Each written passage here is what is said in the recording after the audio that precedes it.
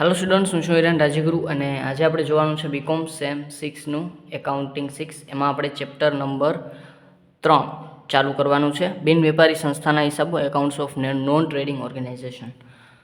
આજે પહેલાં તો આ ચેપ્ટર છે એ આપણે સૌરાષ્ટ્ર યુનિવર્સિટીમાં એક્ઝામમાં 15 માર્ક્સનું પૂછાય છે અને 15 માર્ક્સનો આપણને પ્રેક્ટિકલ સમ છે એ એક્ઝામમાં હશે। તો સૌપ્રથમ બિન વેપારી સંસ્થા એટલે શું? તો વેપારી સંસ્થા એટલે જે સંસ્થા અમલમાં આવે કારણ કે એને નફો કમાવવો છે, બરાબર છે, પ્રોફિટ કરવો છે, અર્ન કરવું છે। પણ અમુક સંસ્થાઓ એવી હોય છે જે માત્ર સેવાના હેતુથી બજારમાં આવતી હોય છે, બરાબર છે। એ લોકોને પ્રોફિટ સાથે કોઈ લેવા દેવા હોતા નથી, પણ આ તો એના પૈસા ક્યાં જાય છે, ક્યાં એની પાછળ ખર્ચ થાય છે, કેટલા સંસ્થા છે એ નફો કરે છે અથવા એની પાસે કેટલું ભંડોળ છે અને ભંડોળનો યુઝ એ ક્યાં ક્યાં કરે છે, ક્યાંથી એને ભંડોળ પ્રાપ્ત થાય છે, આ બધી બાબતોની નોંધ રાખવી જરૂરી છે જેથી કરીને સંસ્થાને સારા એવા જે છે એ દાન મળી રહે અથવા તો સંસ્થા પાસે જો કોઈ ચેકિંગ આવે તો એ વસ્તુ એ પોતાના હિસાબો છે એ બતાવી શકે અને સંસ્થાનું કામકાજ લીગલ છે એવું એ લોકો પ્રૂવ કરી શકે છે, બરાબર છે। તો એના હેતુથી એ લોકો હિસાબો રાખતા હોય છે। તો આ હિસાબોમાં આપણે શીખવાનું છે કે કયા કયા ખાતાઓ આવશે। મોસ્ટ ઓફ 2 ખાતા આવશે, એક છે આવક જાવક ખાતું અને એક છે ઉપજ ખર્ચ ખાતું, બરાબર છે, અને પાકું સરવૈયું આપણું આવશે। આ સિવાય એમાં કોઈ પણ જાતના વધારે ખાતાઓ છે એ આવશે નહીં, બરાબર છે। તો હવે મેં થોડુંક થિયરિકલ કીધું છે કે શું છે આ વસ્તુ, બરાબર છે। તો આપણે જ્યાં વાંચી લઈ, જે સંસ્થાઓ નફા સિવાયના હેતુથી જ સ્થાપવામાં આવે અને ચલાવવામાં આવે છે તેમનો મુખ્ય હેતુ સમાજમાં કોઈ વર્ગ માટે અથવા તો બધા વર્ગો માટે અમુક પ્રકારની સેવાઓ પૂરી પાડવાનો છે, બરાબર છે। એમાં શિક્ષણ, સાહિત્ય, રમતગમત, સાંસ્કૃતિક પ્રવૃત્તિઓ પ્રોત્સાહન આપવાનું અને તેનો વિકાસ કરવાનો હોય છે, બરાબર છે। આવા પ્રકારના ઘણા બધા રીઝન હોય છે કોઈ પણ સંસ્થા અમલમાં આવે એના માટેના। આવી સંસ્થાઓમાં શાળા, કોલેજો, પુસ્તકાલય, ક્લબ, ધાર્મિક સંસ્થાઓ, પ્રકાશન ગૃહો, સામાજિક સેવા સંસ્થાઓ વગેરેનો સમાવેશ થાય છે।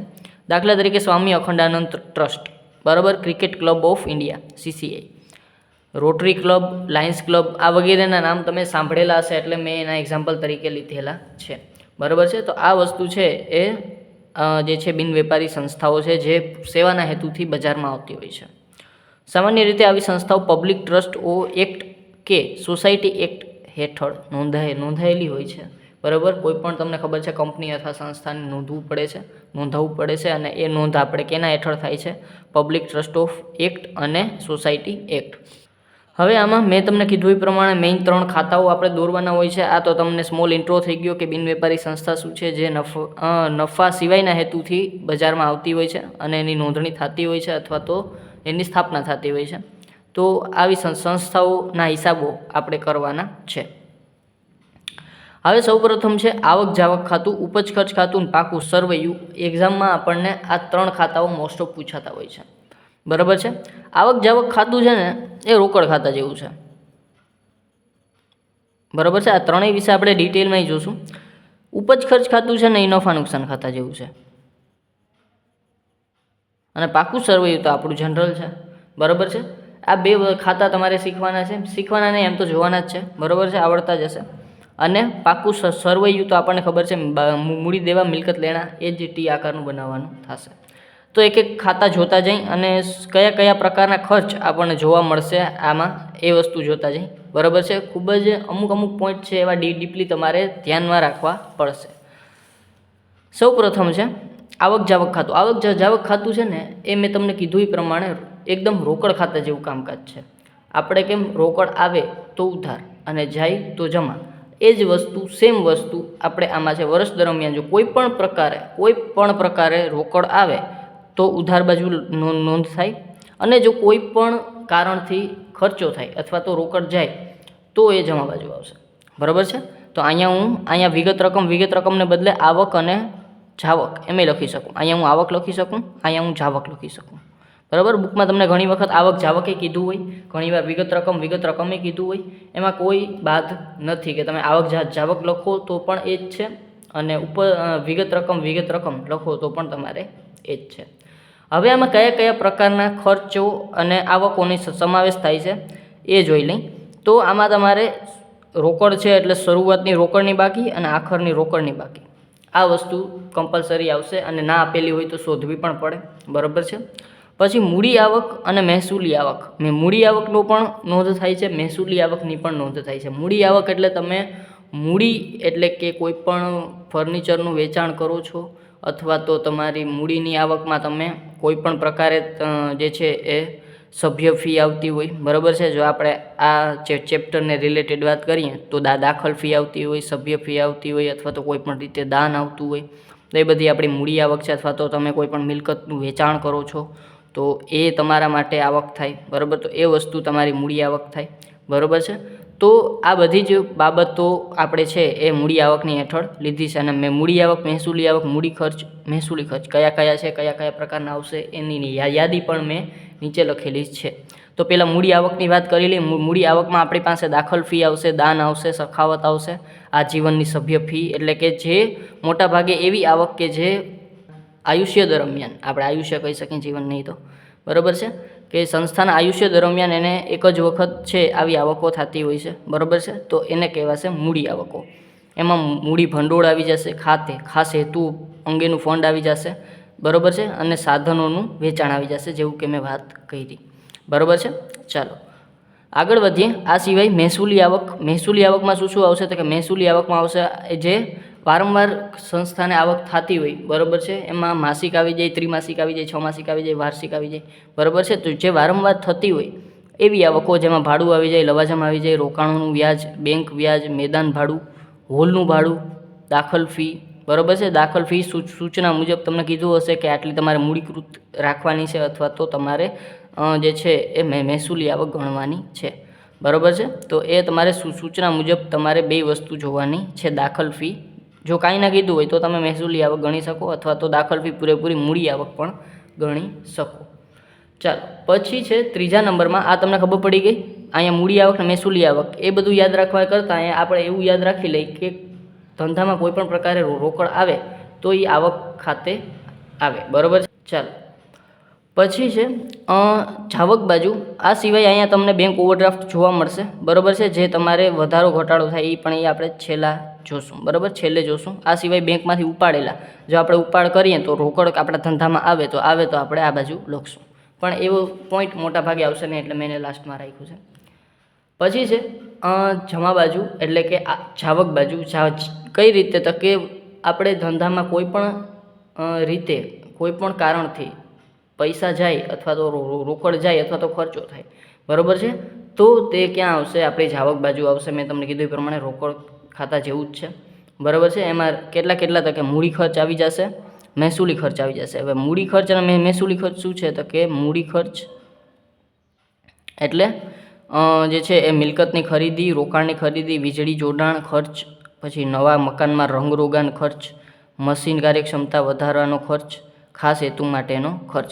હવે આ મૂડી ખર્ચ છે ને એ ક્યારેક આપણા મિલકતમાં પ્લસ એ આપણે કરવા પડે, બરાબર છે. કારણ કે આપણે છે એ મિલકતમાં જે ખર્ચો કરીએ છીએ એ મિલકતની કિંમતમાં વધારો કરે છે, બરાબર છે. તમે કોઈ મકાનમાં રિનોવેશન કરી અને પછી એ મકાન વેચો, બરાબર, તો એ રિનોવેશન ખર્ચ પણ તમે એ મકાનની વેચાણ કિંમતમાં એડ કરશો, બરાબર છે. તો એવી રીતે આપણે મૂડી ખર્ચમાં આપણે જે મૂડી ખર્ચ છે આપણા મિલકતમાં એડ કરી અને પછી આપણે એની કિંમત ધ્યાનમાં લેશું, બરાબર છે. ચાલો પછી છે મહેસૂલી ખર્ચ. મહેસૂલી ખર્ચ પણ બધો એ પછી ગમે એ સમયનો હોય, ગયા વર્ષનો હોય, ચાલુ વર્ષનો હોય, બરાબર. આ બધામાં એ જ વસ્તુ લાગુ પડશે એટલે જ મેં એ ડિટેલ લીધી નથી, બરાબર, કે બધી જ આવક જે આપણે ચાલુ વર્ષે મળેલી હોય એ આપણે આવક કે ખર્ચ એ આપણે અહીંયા બતાવશું, બરાબર છે. એમાં ગયા વર્ષનો, ચાલુ વર્ષનો, આવતા વર્ષનો કાંઈ ફેર પડતો નથી, બધી વસ્તુ આપણે અહીંયા આપશું, બરાબર છે. બસ આપણને ચાલુ વર્ષે મળવું જોઈએ, બરાબર છે, રોકડ આવવી જોઈએ આપણી પાસે. તો હવે પછી છે મહેસૂલી ખર્ચ. મહેસૂલી ખર્ચમાં શું આવશે તો કે એવા ખર્ચા જે વારંવાર સંસ્થાને થતા હોય, એમાં તાર ટપાલનો ખર્ચ, ભાડું, વેરો, જાહેરાત, મરામત, પગાર, વહીવટી ખર્ચ, પરચુરણ ખર્ચ છે, પછી ઘાલખાત છે, મિલકત વેચાણની ખોટ છે, ઘસારો છે વગેરે, બરાબર છે. તો આ બધી વસ્તુ છે એ તમારી મહેસૂલી ખર્ચ છે અને એ તમારા જે છે એ અહીંયા આવશે. જો આમ તો ઘસારો અને એ બધી વસ્તુ બિનરોકડ છે, ઘાલખાતને, એટલે એની નોંધ મોટાભાગે અહીંયા થશે નહીં, પણ આ તો મહેસૂલી ખર્ચમાં આટલી વસ્તુનો સમાવેશ થાય છે. પણ જો અહીંયા તમે રોકડની અસર થતી હોય ને તો તમારે અહીંયા એની નોંધ કરવાની થાય. બરાબર છે. આ સિવાય જો આપણે બંધ કરીએ અને આમ તો બે બાજુ આપણે જેટલી રોકડ આવે એટલી જ રોકડ જાય. બરાબર છે. પણ ક્યારેક બાકી હોય. બરાબર છે. અહીંયા આપણે આખરની બાકી હશે અને અહીંયા આપણે આખરની જમા બાકી હશે. બરાબર. જો તમે બંધ કરો ને ક્યારેક તમને મળે તો અહીંયા બેંક ઓવરડ્રાફ્ટ હોય, કદાચ ઘટતું હોય તો, અને અહીંયા હોય છે આખરની બાકી. બરાબર છે. રોકડની તો એ તમારે અહીંયા લઈ લેવાની. બરાબર છે. મોટા ભાગે રોકડની આખરની બાકી જ વધશે. બેંક ઓવરડ્રાફ્ટ બહુ રેર કેસમાં વધશે. બરાબર છે. ચાલો હવે આ થઈ ગયું જે છે એ આવક જાવક ખાતાનું કામ. આવક જાવકમાં તમને કીધું કે વર્ષ દરમિયાન જેટલી આવક હોય જેટલા ખર્ચા થાય એ બધા આમાં આવશે. બરાબર છે. ટૂંકમાં બીજા નંબરમાં જોઈએ આપણે, પછી આપણે જોવું પડશે ઉપજ ખર્ચ ખાતું. ઉપજ ખર્ચ ખાતું છે ને એ નફા નુકસાન ખાતા જેવું છે. ઉપજ ખર્ચ ખાતામાં નફા નુકસાનમાં જેવી રીતે આપણે ચાલુ વર્ષના ખર્ચા જ ધ્યાનમાં દઈએ છીએ એવી જ રીતે આપણે આમાં ચાલુ વર્ષના ખર્ચા ધ્યાનમાં દેવાના છે. ચાલુ વર્ષની જ આવક ધ્યાનમાં દેવાની છે. બાકી એ સિવાય કોઈ આવક કે ખર્ચ ધ્યાનમાં દેવાનો નથી. બરાબર છે. અને માત્ર મહેસૂલી ખર્ચ જ આમાં ધ્યાનમાં દેવાતો હોય છે મોટા ભાગે. ચાલો તો આપણે જોઈ લઈએ જરાક શું શું છે. હવે આમાં મેં જેમ આપણે વાં કર્યું હતું એવી જ રીતે નફા નુકસાન ખાતા જેવું છે. એટલે ખર્ચ આમાં ઉધાર આવશે અને ઉપજ આમાં જમા આવશે. બરાબર. તમે ઉપજ અને ખર્ચ આવી રીતે પણ લખી શકો છો. હવે ખર્ચમાં કયા કયા ખર્ચા આવશે પહેલાં તો એ ધ્યાનથી સમજી લેવું પડે. ચાલુ વર્ષના જેટલા ખર્ચા હોય ને, ચાલુ વર્ષના એ બધાય ખર્ચા એડ કરવાના, અને ગઈ સાલના જેટલા ખર્ચા હોય ને એ ખર્ચા તમને માઇનસ કરવાના. બરાબર છે. હવે એમાં આપણે ડિટેલમાં જોઈએ તો ચાલુ વર્ષના ચૂકવવાના બાકી, ચાલુ વર્ષના ચૂકવવાના બાકી હોય તો એ ચાલુ વર્ષનો ખર્ચ કહેવાય, તો આપણે પ્લસ કરીએ. ગયા વર્ષે ચાલુ વર્ષના અગાઉથી ચૂકવેલા, હવે ગયા વર્ષે આપણે ચાલુ વર્ષ માટે અગાઉથી ચૂકવેલા હોય તો એ પણ એડ કરવાના. આ સિવાય બાદ શું કરવાનું તો કે ગઈ સાલના ચાલુ વર્ષે ચૂકવેલ. હવે ચાલુ વર્ષે ચૂકવેલા તો છે પણ એ ગઈ સાલ માટેના છે. ખરેખર ખર્ચ ક્યારનો છે? ગઈ સાલ માટેનો, તો એ માઇનસ કરવાનો. આવતા વર્ષના ચાલુ વર્ષે અગાઉથી ચૂકવેલ. હવે ચાલુ વર્ષે આપણે આવતા વર્ષ માટે ચૂકવીએ તો એ ખર્ચ તો ખરેખર આપણે આવતા વર્ષ માટેનો છે, તો એ પણ આપણે અહીંથી બાદ કરવાનો. અને અહીંયા આપણે વર્ષ દરમિયાન જેટલી વસ્તુ ચૂકવેલી છે એ બધી જ વસ્તુ આપણે અહીંયા લેશું. બરાબર છે. અને એમાંથી આપણે આ વર્ષ દરમિયાનનું જ માત્ર ધ્યાનમાં દેવાનું છે. અને વર્ષ દરમિયાન જેટલું હોય એટલું પ્લસ, અને વર્ષ દરમિયાનનું ના હોય એટલું માઇનસ કરી અને પછી આપણે બહાર મૂકી દેવાનું. એટલે એ આપણા માટે વર્ષનું ચોખ્ખું જે ખર્ચ હશે, મહેસૂલી ખર્ચ જે હશે એ આપણે મળી જશે. બરાબર છે. આમાં મહેસૂલી ખર્ચમાં બધાય ખર્ચ આવી જશે. જે છે એ પગાર આવી જશે, પરચુરણ આવી જશે. બરાબર. આ સિવાય જે ઓફિસ ખર્ચ કે બીજો કોઈ પણ ખર્ચ જે આપણે છે મહેસૂલી ખર્ચમાં આવતા હોય એ બધાય ખર્ચ અહીંયા આવી જશે. બરાબર છે. કોઈ પણ ખર્ચ વિશે તમને પૂછી શકે એવું કોઈ સ્પેસિફાઈ નથી કે તમને આ જ એક ખર્ચ પૂછે. બરાબર છે.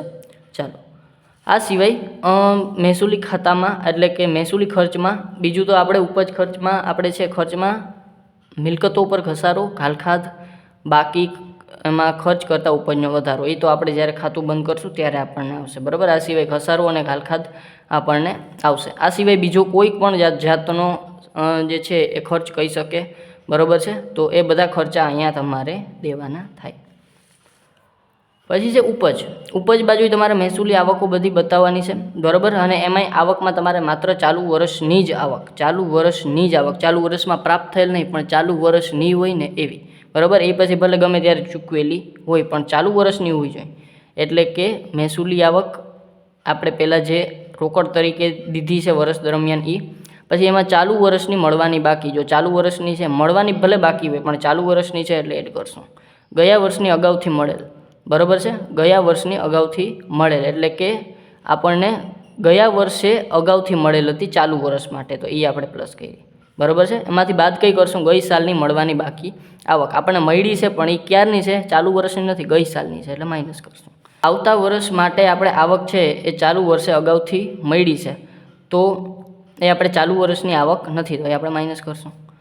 આ બધું જ વસ્તુ પ્લસ માઇનસ કરીને આપણે જે છે એ બારે મૂકી દઈશું. આમ તમને અત્યારે કદાચ એમ થતું હશે કે સર આ શું કહ્યું છો, અગાઉથી મળેલ ને નથી સમજાતું. કાંઈ વાંધો નહીં, આપણે જ્યારે સમ કરશું ત્યારે આપણને તારીખે આપેલી હશે અને તારીખને બરાબર સમજી અને પછી આપણે એન્ટ્રી કરશું એટલે આપણને બધી ખબર પડી જશે. પછી ચાલુ વર્ષની ચોખ્ખી મહેસૂલી આવક આપણને આવી ગઈ. પછી આ સિવાય બીજી આવકો જે ભાડું છે અથવા છે, બરાબર, બીજી અન્ય કોઈ પણ સંસ્થાની આવક હોય, બરાબર છે, તો પણ એ મહેસૂલી આવક હોવી જોઈએ, મૂડી આવક ના હોવી જોઈએ. જેવી રીતે આપણે દાખલા કરશું એવી રીતે આ તમને વધારે પ્રોપરલી ખબર પડતી જશે, બરાબર છે. તો એ બધી આવકો, આ સિવાય જે છે એ રોકાણો પર વ્યાજ છે એ આપણી આવક છે, બરાબર છે. આ સિવાય કંપની કોઈ ટુર્નામેન્ટ કરતી હોય અથવા તો ક્યારેક એવું કીધું હોય કે દાખલ ફીને મહેસૂલી ખર્ચ મહેસૂલી આવક લેખો, ત્યારે અહીંયા દાખલ ફી પણ આવી શકે, બરાબર. તો બધા જ મહેસૂલી ખર્ચા અને આવકો આપણે અહીંયા છે એ બતાવવાની છે અને એ બધી ચાલુ વર્ષની જ હોવી જોઈએ એવું એક કન્ડિશન છે, બરાબર છે. બાકી બધું પ્રોપર આવડી જશે જેમ જેમ આપણે સમ કરશું એવી રીતે. પછી જ્યારે આપણે ખાતું બંધ કરશું ત્યારે જો આપણી આવક વધારે હોય તો અહીંયા લખશું આપણે આવકનો વધારો, ખર્ચ કરતાં આવકનો વધારો અથવા તો ઉપજનો વધારો. અને જો આપણે ખર્ચની રકમ વધારે હોય તો અહીંયા આપણે લખશું ખર્ચનો વધારો, ઉપજ કરતાં ખર્ચનો વધારો, બરાબર છે. જેમ જેમ સમ કરશું એમ વધારે પ્રોપર આવડતું જશે. પછી પાકા સરવૈયામાં અમુક બાબતો ધ્યાનમાં રાખવાની છે, બરાબર છે, જે ઇમ્પોર્ટન્ટ કહી શકાય. હવે સૌપ્રથમ મૂડી દેવા, મિલકત લેણા અને મૂડી દેવામાં મૂડી ભંડોળ આપણે ધ્યાનમાં દેવાનું છે. જો ના આપેલું હોય તો શરૂઆતનું પાકું સરવૈયું બનાવી અને એમાંથી મૂડી ભંડોળ આપણે પ્રાપ્ત કરવું પડશે. ઘણા બધા સમસમાં આપણે આ મેથડ કરેલી છે, બરાબર છે. દાખલ ફી ક્યારેક એમ કહીએ કે તમને કે એ ભાઈ મૂડીકૃત કરવાની છે અથવા તો તમારે મૂડી આવક ગણવાની છે, તો મૂડી આવકમાં મૂડીમાં તમારે એને પ્લસ કરવી પડશે. પછી જે ઉપજ ખર્ચ ખાતામાં તમારી પાસે જે ઉપજનો વધારો આવ્યો એ ઉપજનો વધારો તમારે અહીંયા લખવો પડશે. જો ઉપજનો વધારો ના આવે, ઉપજને ખર્ચનો વધારો આવે તો ખર્ચનો વધારો તમારે અહીંયા ક્યાંક લખવો પડશે, બરાબર છે. અહીંયા હું નીચે લખી નાખું છું ખર્ચનો વધારો, બરાબર, પણ તમારે જે છે એ મિલકત લેણા બાજુ ખર્ચનો વધારો લખવો પડશે, બરાબર છે. પછી ત્રીજા નંબરમાં છે ઇનામ ફંડ. હવે જો આ બાબત એક વસ્તુ સમજવાની છે. હવે સંસ્થા કોઈ પણ જાતની અનામત રાખે, બરાબર છે, તો અનામત રાખે ને તો અનામતને ક્યાંક રોકાણી કરતી હોય, બરાબર, અથવા તો અનામત રાખે, દાખલા તરીકે ઇનામ ફંડ છે, આ સિવાય શિક્ષણ ફંડ હોય, બરાબર છે.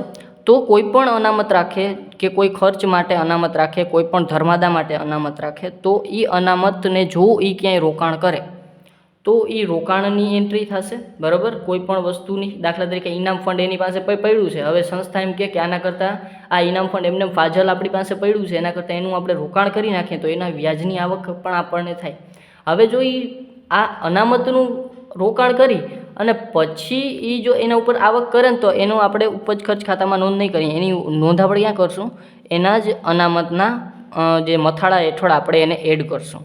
કારણ કે ઇનામ ફંડ છે તો એ ફંડની આવક એ ફંડમાં જમા થશે, બરાબર. ફંડને રોકાણ કરી અને ક્યાંક એ આવક કરે તો એ આવક પણ આપણે મળવાનું બાકી હોય એ એડ કરવાનું ચાલુ વર્ષે, અને જે આવક થઈ હોય એને પણ આપણે એમાં એડ કરવાનું, એને આપણે ઉપજ ખર્ચ ખાતામાં દેવાનું નથી, બરાબર. આ સિવાય ઇનામ ફંડ માટે છે અને વર્ષ દરમિયાન બાળકોને ઇનામ આપ્યા હોય તો એના પાછળ જે ખર્ચ થયો છે એ ખર્ચ પણ આપણે ઉપજ ખર્ચ ખાતામાં નહીં દઈએ, પણ ક્યાં દેશું? આપણે એ જે અનામત છે ને અનામતમાંથી જ આપણે બાદ કરી અને બહાર મૂકી દેશું, બરાબર છે. એક આ બાબત તમારે સમજવાની થશે. પછી છે અગાઉથી મળેલ આવક ચૂકવવા બાકી ખર્ચ, ટુર્નામેન્ટનો વધારો. જો ટુર્નામેન્ટનો વધારો એક આ બાબતથી સમજવાની છે. હવે ક્યારેક ક્યારેક સંસ્થા છે એ શું કરતી હોય તો કે પ્રોગ્રામ કરતી હોય અથવા તો એ અવેરનેસ કાર્યક્રમ ગોઠવતી હોય કે પછી કોઈ પણ જાતના ટુર્નામેન્ટ ગોઠવતી હોય, એ પછી જે પ્રકારની સંસ્થા હોય એ પ્રમાણે પોતાના કાર્યક્રમો ગોઠવતી હોય છે. તો ક્યારેક તમને ડાયરેક્ટ ટુર્નામેન્ટનો અથવા તો કોઈ પણ કાર્યક્રમનો વધારો આપી દેશે. વધારો એટલે ખર્ચ સામે આવકનો વધારો, બરાબર છે. તો ક્યારેક તમને ડાયરેક્ટ વધારો આપી દેશે, તમારે મૂડી દેવામાં લેવો પડશે, અથવા તો તમને એ કાર્યક્રમનો ખર્ચે આપશે, કાર્યક્રમની આવકે આપશે, અને તમારે એ બેનું જે છે એ તફાવત શોધી અને પછી તમારે એને મૂડી દેવામાં લખવાનો થશે.